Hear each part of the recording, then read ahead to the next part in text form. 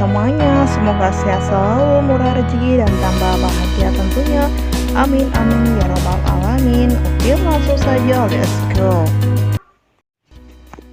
Belajar menurut Bell Glader adalah proses manusia untuk memperoleh kemampuan, keterampilan, dan sikap yang dilakukan secara bertahap dan berkelanjutan. Proses belajar ini berlangsung A. pada saat seseorang sedang bersekolah, B. dari bayi sampai tua, C. pada waktu siswa sudah siap, D. pada waktu seseorang sedang belajar.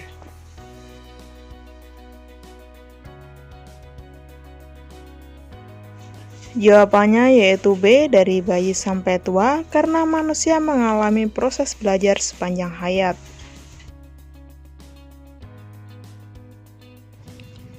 Soal nomor 2. Seorang anak yang terbiasa disuapi oleh ibunya, pada waktu ibunya meninggal dunia, anak itu tidak mau makan.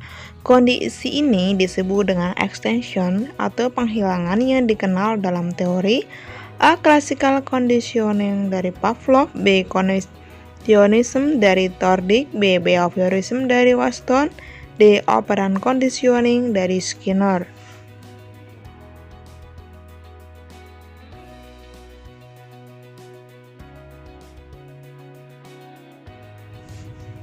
Jawabannya yaitu A. Classical conditioning dari Pavlov, karena dalam teori classical conditioning ada 3 parameter yang salah satunya adalah extension atau penghilangan, yang artinya apabila penguatan respon akan menurun atau menghilang. Dalam teori belajar connectionism tidak dikenal istilah extension atau penghilangan. Kemudian dalam teori belajar behaviorism tidak ada proses penghilangan dalam pembelajaran. Dalam teori belajar operant conditioning juga tidak dikenal istilah extension.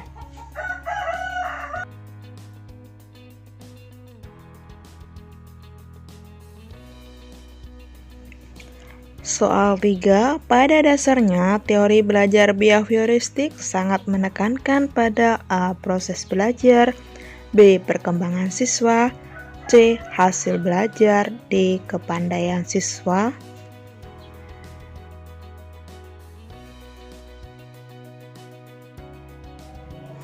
Jawabannya yaitu B. perkembangan siswa. Pada teori belajar behavioristik tidak menekankan proses belajarnya, tidak menekankan hasil belajarnya, serta tidak menekankan kepandaian siswa yang ditekankan. Jadi, dalam teori behavioristik yang ditekankan yaitu perkembangan siswa. Soal nomor 4. Proses lupa pada diri seseorang menurut Guthrie terjadi secara A. tiba-tiba, B. tidak terkendali, C. bertahap, D. terkendali.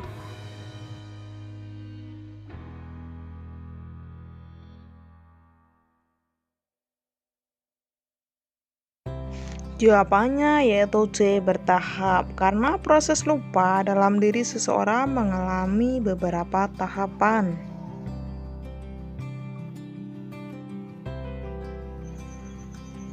Soal 5. Berikut ini adalah bentuk diferensiasi proses pembelajaran.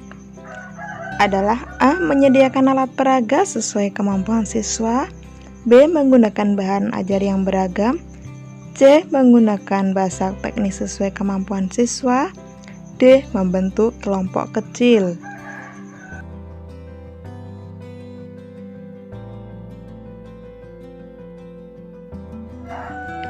Pembahasan dalam proses pembelajaran, guru dapat melakukan diferensiasi antara lain menyediakan presentasi yang bervariasi sesuai perbedaan gaya belajar, menggunakan aktivitas berjenjang, menyediakan pusat perhatian yang mendorong siswa mengeksplorasi bagian topik pembelajaran sesuai minat mereka, mengembangkan agenda personal setiap siswa, menyediakan alat peraga atau bantu lain untuk membantu siswa yang memerlukan, kemudian menyediakan waktu belajar yang bervariasi. Pada soal ini yaitu jawabannya A.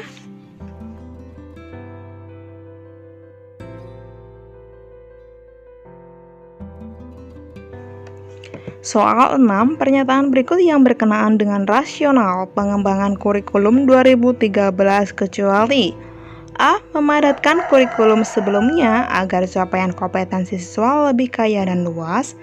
B. Capaian di tim SS dan PISA tidak mengembirakan. C. Adanya perkembangan penduduk usia produktif Indonesia yang membutuhkan kompetensi dan keterampilan yang memadai. D. Tuntutan pendidikan yang mengacu kepada 8 standar nasional pendidikan.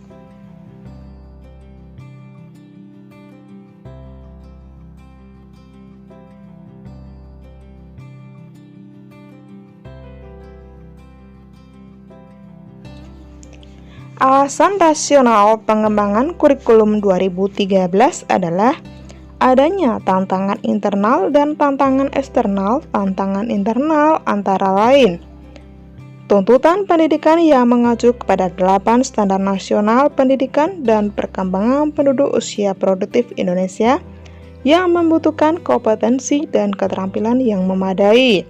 Sedangkan tantangan eksternalnya meliputi arus globalisasi dari berbagai isu terkait pendidikan, pergeseran kekuatan ekonomi dunia, pengaruh dan imbas teknosains, serta mutu, investasi, dan transformasi bidang pendidikan dan keikutsertaan Indonesia di dalam studi internasional, tren internasional matematik and science study yang disingkat TIME-SS dan program for International Student Assessment yang disingkat PISA yang masih menunjukkan bahwa capaian anak Indonesia belum menggembirakan.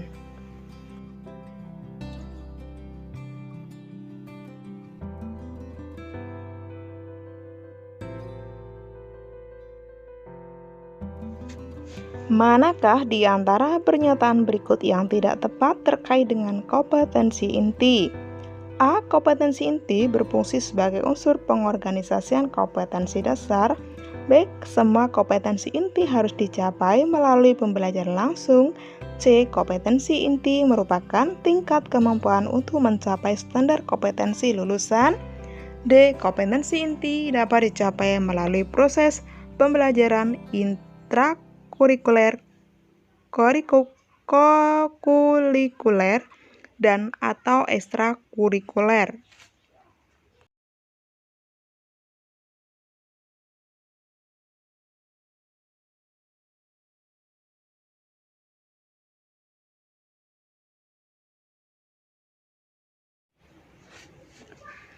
Pembahasan kompetensi inti berfungsi sebagai dasar unsur pengorganisasi kompetensi dasar. Kompetensi inti merupakan tingkat kemampuan untuk mencapai standar kompetensi lulusan. Kompetensi inti dapat dicapai melalui proses pembelajaran ekstrakurikuler, kokurikuler, dan atau ekstrakurikuler.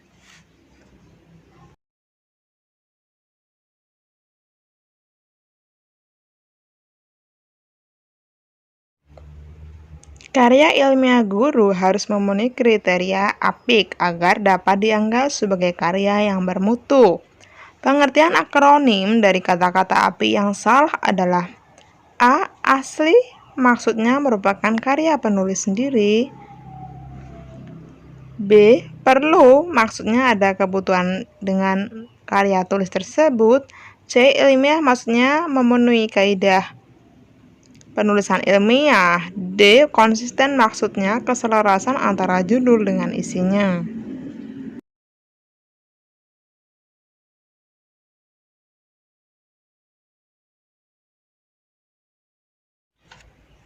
Arti apik dalam penulisan karya ilmiah yakni A itu asli, maksudnya karya asli milik sendiri. Perlu, P itu perlu, maksudnya usaha pemecahan masalah yang diperlukan penulis. I itu ilmiah, maksudnya memenuhi kaidah penulisan ilmiah. Dan K itu yaitu konsisten, maksudnya harus memenuhi dengan kompetensi penulis sebagai seorang guru. Jadi kalau guru ya karya ilmiahnya itu harus berkaitan dengan guru, maksudnya seperti itu ya.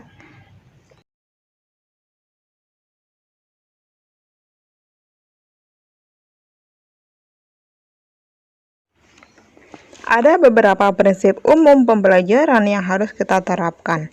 Dalam menyusun rencana pelaksanaan pembelajaran, pernyataan berikut ini yang tidak termasuk sebagai prinsip umum pembelajaran adalah A. Peningkatan dan keseimbangan antara keterampilan fiskal atau hard skill dan keterampilan. Kemudian yang B, dari pembelajaran berbasis konten menuju pembelajaran berbasis kompetensi. C. Pembelajaran untuk meningkatkan kompetensi berlangsung di sekolah. D. Dari pendekatan tekstual menuju proses sebagai penguatan penggunaan pendekatan ilmiah. Prinsip umum menyusun RPP antara lain peningkatan dan keseimbangan antara keterampilan fisikal atau hard skill dan keterampilan dari pembelajaran berbasis konten menuju pembelajaran berbasis kompetensi. Dari pendekatan tekstual menuju proses sebagai penguatan penggunaan pendekatan ilmiah. Itu jawabannya C.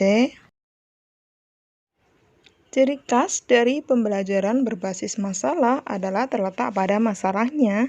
Di antara berikut ini yang bukan ciri masalah model pembelajaran berbasis masalah adalah A. Struktur rumit, B. Kompleks, C. Terbuka, D. Terarah.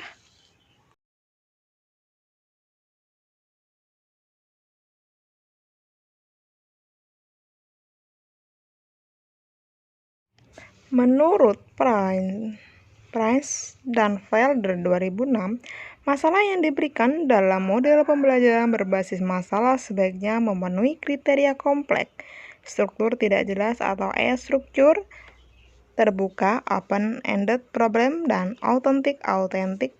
Jawabannya yaitu D. Demikian video kali ini, sampai ketemu di video aku selanjutnya. Jangan lupa untuk dukung terus channel aku dengan tekan like, subscribe, komen, dan share sebanyak-banyaknya. Semoga kalian mendapatkan berkah dari share, semoga kalian mendapatkan berkah dari berbagi. Sekian dari Lingga Nice Channel. Wassalamualaikum warahmatullahi wabarakatuh. Thanks so much for watching. Terima kasih telah menonton. Bye bye, see you.